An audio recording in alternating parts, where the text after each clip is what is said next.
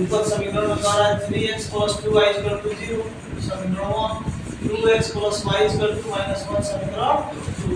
अब इसको हल करना है विलोपन विधि से। किस विधि से? विलोपन विधि से। लिखेंगे विलोपन विधि।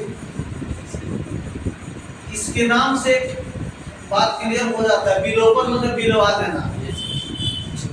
दो पद है, दोनों में से किसी एक पद को गायब कर दीजिए, छुपा दीजिए, चाहे विलवा दीजिए, तो दूसरा पद का मान आसानी से निकल जाता है। दो लोग हैं, एक को छुपा छुपाई करते हो ना, एक को छुपा गया तो दूसरा अपने मन खोज आ जाता है कि किधर है।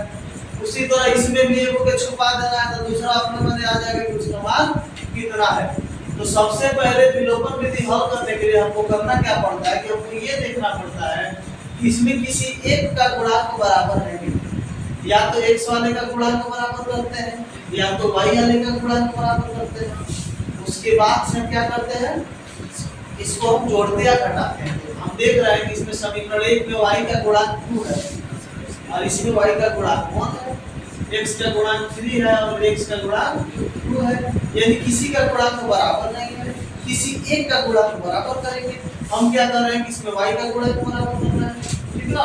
तो लिखेंगे समीकरण 2 में y का गुणांक बराबर करने के लिए कितना से गुणा करना पड़ेगा? यहाँ 2 है तो यहाँ 2 करने के लिए 2 से गुणा करना पड़ेगा। तो समीकरण 2 में 2 से गुणा करने पर कैसे गुणा करेंगे? तो सबसे पहले समीकरण 2 को उतारेंगे, गुणे 2, ठीक है। तब पूरा में गुणा होगा, ठीक ना। तो गुणा करेंगे तो हो जाएगा 2 दूना 4x + 2y = -2। इसको लिखेंगे समीकरण 3। अब हम देख रहे हैं कि समीकरण 1 में 2 के y के गुणांक के बराबर हो गया। तो समीकरण 1 को यहाँ नोट करते हैं, 3x + 2y = 0, समीकरण 1। अब गुणांक बराबर हो गया y का, लेकिन दोनों का चिन्ह क्या है? सेम है। y का दोनों का चिन्ह सेम है, प्लस प्लस है। तो हम इसको गायब नहीं कर पाएंगे। उसके लिए क्या करना पड़ेगा? हमको घटाना पड़ेगा। समीकरण 3 में से समीकरण 1 को घटाएंगे, ठीक है। तो यहाँ लिखते हैं घटाने को।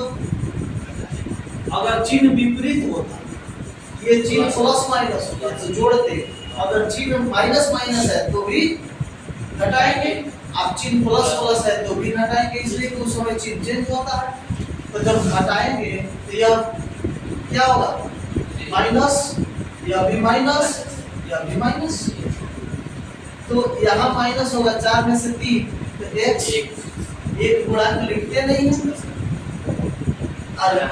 प्लस और माइनस यह कट के हो गया 0 = -2, ठीक है। यहाँ 0 है तो आंसर कितना आएगा? -2, ठीक है। यानी x का मान हो गया -2। अब हम क्या करेंगे? x का मान समीकरण किसी में रख देंगे। अब लिखेंगे x = -2, समीकरण 2 में रखने पर, ठीक है। समीकरण 2 में रखने पर रखिए